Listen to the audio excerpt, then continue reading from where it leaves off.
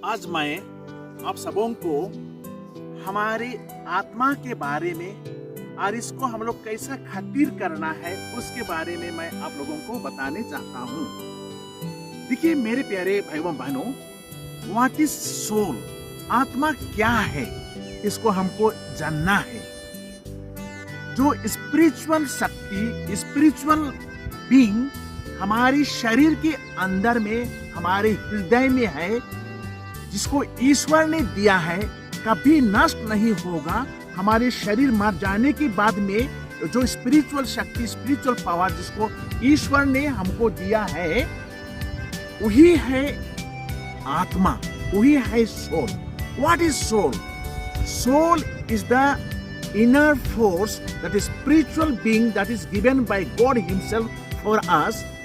Even if our human body gets decay, that soul will remain permanent. It will never be destroyed. That is called soul. मेरे प्यारे दोस्तों, देखिए हमारे आत्मा को साफ रखना और पवित्र रखना हर व्यक्ति का एक कर्तव्य हो जाता है। जैसा कि मैंने बताया, जिस आत्मा को परमेश्वर ने हम सबों को दिया है और ये आत्मा के कारण से हम ईश्वर को आराधना करते हैं। इस आत्मा होने का कारण से, सोल होने का कारण से हम निर्णय करते हैं। ईश्वर हम सबों को विवेक दिया है, क्या सही है क्या गलत है, हम लोग विचार कर सकते हैं।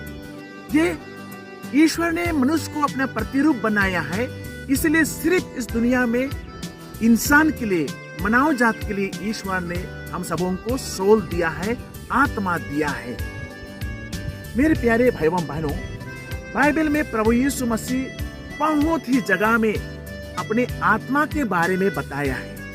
देखिए हमारे अल्टीमेट गोल, एक इंसान का लक्ष्य क्या है। हम इस दुनिया में जीते हैं, 70, 80, 100 ईयर्स जीते हैं, उसके बाद में तो हमको मरण को जवाब देना ही पड़ेगा। और मरने के बाद में हमारे शरीर को मिट्टी में दफनाई दिया जाएगा। हम मिट्टी से आए हैं और मिट्टी में ही परिवर्तन हो जाएंगे। लेकिन हमारे आत्मा को जो ईश्वर सृष्टि किया है, ईश्वर भी नष्ट नहीं कर सकता है। It will never be destroyed. ये तो स्वर्ग जाएगा, ये तो नरक जाएगा। इसको इंग्लिश में हम लोग कहते हैं अनिहिलेशन, मतलब कभी भी परमानेंटली नष्ट किया नहीं जाएगा। ये तो इटर्नली नरक में जाएगा, ये तो इटर्नली ईश्वर के साथ में रहेगा। मेरे प्यारे दोस्तों, देखिए कभी कभी हम घर में बहुत ही रुपया पैसा खर्चा करते हैं, घर का डेकोरेशन के लिए, घर का सुंदरता के लिए, लोगों को आकर्षित करने के लिए और लोगों से प्रशंसा पाने के लिए कितना हजार लाखों रुपया हम लोग खर्चा करते हैं। जरूर खर्चा करना चाहिए जिसका शक्ति है, परंतु मैं आप लोगों से एक सवाल पूछता हूं कि हमारे आत्मा को जो ईश्वर दिया है और अंतिम में हम मरने के बाद में ईश्वर के पास ही पहुंचना है, स्वर्ग में, हम कितना खर्चा करते हैं अपना आत्मा को बचाने के लिए। हमारे आत्मा को कितना हम साफ रखते हैं, कितना क्लीन रखते हैं, क्योंकि बाइबल में दिया गया है अशुद्ध आत्मा कभी भी स्वर्ग नहीं प्रवेश करेगी। अशुद्ध आत्मा स्वर्ग में कभी भी प्रवेश करने के लिए नहीं सकेगी, बाइबल में दिया गया है। मेरे प्यारे दोस्तों, हम कैसे आत्मा को बचा सकते हैं? सर्वप्रथम हमको ईश्वर को विश्वास करना है, श्रद्धा करना है और आत्मा को ख्याल करते हुए हमको इस दुनिया में जीना है। हम इस दुनिया में जीने के समय में हमको अपना फेथ में, अपना विश्वास में हमको स्ट्रॉन्ग रहना है।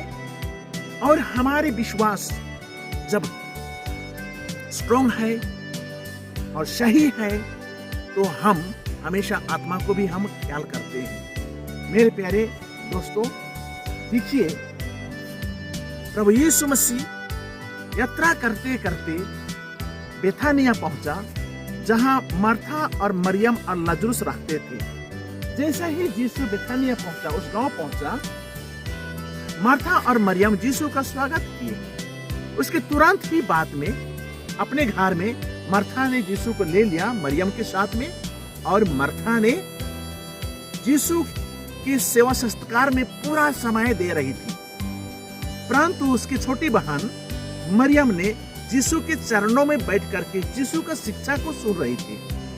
थोड़ी देर के बाद में मार्था ने यीशु से शिकायत की, कंप्लेन की कि यीशु देखिए, मेरे बहन को बोल दीजिए आप, मुझको हेल्प करने के लिए, सहायता करने के लिए। एक आदमी को हेल्प करने के लिए कितना इंसान चाहिए, देखिए।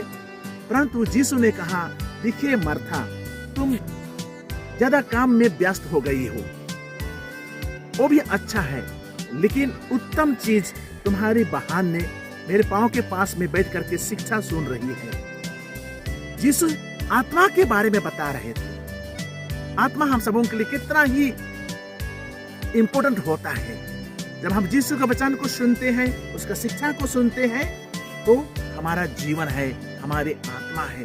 मेरे प्यारे दोस्तों, देखिए,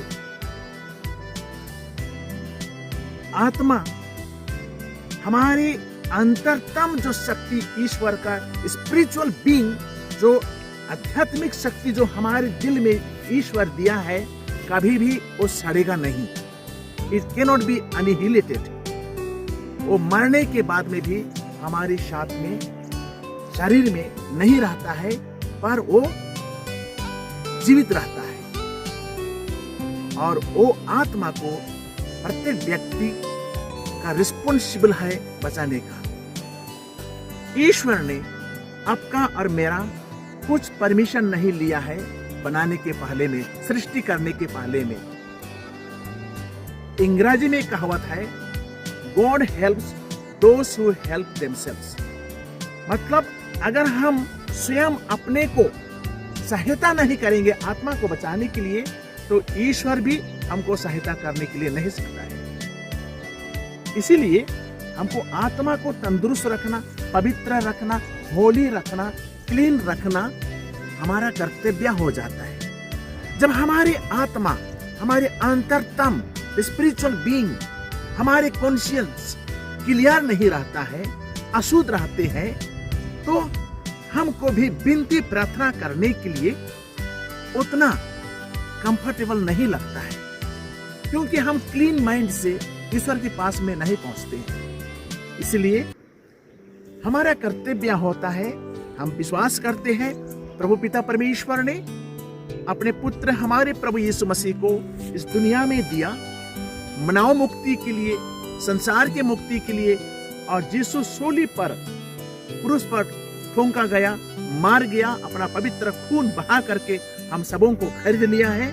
और अपने पवित्र खून के द्वारा से ईश्वर हमारी आत्मा को साफ करता है। हमको विश्वास करना है। हम सभी कैथोलिक लोग, अभी सुंदर समय है, हमको कन्फेशन में जाना है, पाप स्वीकार करना है, विनती प्रार्थना करना है, और अपना आत्मा को हमको केयर करना है। कभी भी हम पाप का बोझ को लेकर के हम रहते हैं तो हमको अशांति अनुभव लगता है। मेरे प्यारे भाइयों बहनों, जितना ही हम भौतिक चीज में इंटरेस्ट लेते हैं, उससे अधिक हमको अपना स्पिरिचुअल लाइफ के लिए, अपने आत्मा के लिए हमको जरूर ही केयरफुल रहना है। ना जाने हम कब मर जाएंगे, किस परिस्थिति में मर जाएंगे, और हमारे आत्मा ये तो नरक में जलती हुई अग्नि में जलती रहेगी अनादि काल तक, उसका अंत नहीं है। और जहाँ शैतान के साथ में वो शैतान का एक नागरिक हो जाएगा। ऑन दी अदर हैंड, अगर हमारी आत्मा साफ रहती है और हम मरने के बाद में हमारे शरीर को मिट्टी में दफनाया दिया जाएगा, लेकिन जो अंतरतम, जो ईश्वर की स्पिरिचुअल बीइंग जो है, आत्मा है, वो ईश्वर के दर्शन करेगी। तो हम इटर्नली ईश्वर के साथ में, दूतों के साथ में, संतों के साथ में, ईश्वर का मुखमंडल में हम रहेंगे, उसके दर्शन करेंगे। इसलिए मेरे प्यारे भाइयों बहनों, हम हमेशा आत्मा को केयर करना है, खातिर करना है, और हमको शुद्ध रखना है, ताकि हम सही मन से ईश्वर की उपासना कर सकेंगे। हमेशा गिरजा जाना है, विनती प्रार्थना करना है, रोसरी करना है और ईश्वर की उपस्थिति को हमेशा अपना दिल में रखना है। तब हम सही सलामत ईश्वर को हम दर्शन कर सकेंगे और हम ईश्वर का एक स्वर्ग का एक नागरिक हो सकेंगे। तो मैं कंटिन्यू करूंगा इसका विषय में। मैं आज के लिए इतना ही है। Thank you very much. Keep your heart, keep your soul and keep your self clean always in the presence of Jesus, and Jesus will always bless you. Always will bless you and feel his presence. Jesus is always with us. He loves you. Thank you.